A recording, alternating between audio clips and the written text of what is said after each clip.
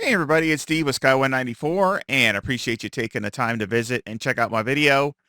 And we are here at Watkins Glen in the Audi EVO2 and I've been working a lot on the setup for it, trying to see what I could get and I'm really happy with how it feels and the drivability of it, and still keeping the performance. I mean, for my times are decent, they're really good times for me. But again, I was really my objective was trying to get the car just to feel right lap after lap and try to be consistent with it. And since this track is so crazy with like two separate tracks in one with the grip levels, I really try to get, try to find a balance where you can still be aggressive, but yet still keep tires under it and things like that. So again, that was what I was trying to do, and also do something different. I'm not going to show any laps, just trying to cut it down because I know everybody, unless if you do like that, please leave comments below. Otherwise, I'm just going to go over the setup. And of course, there'll be the link to the setup will be in the description.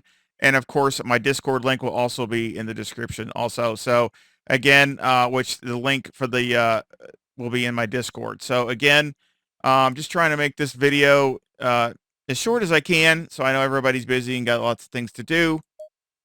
So let's go over the setup. We got 24.9 left front, 24.6 left rear, 25.7 right front, and 25.2 right rear. I always keep the temperature between 22 and 24C, so it's right at my limit right now. It's 24C. Toe is a negative 0.1 in the front with the camber at negative 3.8 at the left front and negative 3.6 on the right front. And on the rear, the toe is a positive 0.05 with the camber at negative 3.4 on the left rear and negative 3.2 on the right rear. Um, Everything is pretty good here.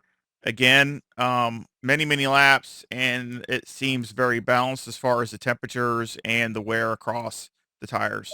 Electronics, I got 3, 3, 1, and 4.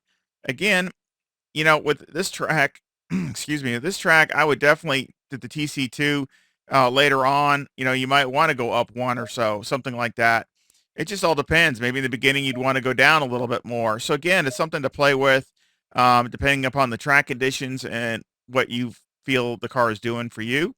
But definitely don't be afraid to adjust that to keep the back end, especially on the third sector, from getting too nervous. Fuel, of course, I always do 55 liters. Number one brake pad. And over here, mechanical, got 2 on the anti-roll bar, 56 on the brake bias. You can go down to 55. Steering's all the way down. Springs on the front are 185,000 with a bump stop rate of 600 and a bump stop range of 10. And on the rear, the springs are 163,000 with a bump stop rate of 900 and a bump stop range of 45. Any roll bar on the rear is 2 and the preload is 180. Again, here, I like, I really felt good with the anti-roll bar at 3 on the front, but I'm really trying to keep these, since I got pretty stiff springs on the front, I'm trying to get this so it goes over the bus stop a little bit better and things like that. So again, I try to loosen it up, but if you think you need it back to 3, you can put it back to 3. And also in the slower corners, I'd like the car to have a little bit more grip and react better. So again, where there's not as much grip, I'd rather have the car rotate a little bit more on the corner instead of having it so stiff that it can't do that and it just slides. So again, that's the reason for that. Again, you're trying to find a happy balance between a grippy track and a slick track. Shocks on the front are 8, 2, 10, and 15, and on the rear they're 4, 2, 11, and 8. Arrow got 55 in the front, 58 in the rear with a max swing at 5 and a 4 and a 4 and a brake ducts, and the front arrow variation is a negative 3.1. Now for qualifying, feel free to go down to 4. Um, it should be no problem. But for a race, I'd rather leave it here. Speed wise, it's like a mile an hour down the backstretch, if that. So I'd rather have all the wing I can get to keep this thing planted. And the tire wear is really good front to rear. So that's another really thing I like about with the max wing. The tires are wearing really, it's about as even as you can get. So that's one thing I like, as long as you don't get too aggressive and slide the rears too much. So again, I was running consistently low 45s. My best was a 45.0. Um, and but it was, within 2 or 3 tenths, it was just staying right there all the time. And again, I could probably do some more to get it to get some more performance.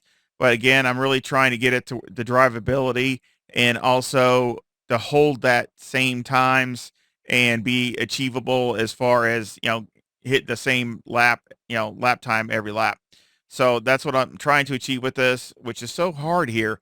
Watkins Glen I like Watkins Glen, but unfortunately, this track is really doesn't seem tricky, but it is, as far as the grip levels. At least that's my opinion. It's so crazy because the front part's, really grippy, and then as soon as you get to that last section, it feels like you're, in the rain or something. It just feels like there's not that much grip back there.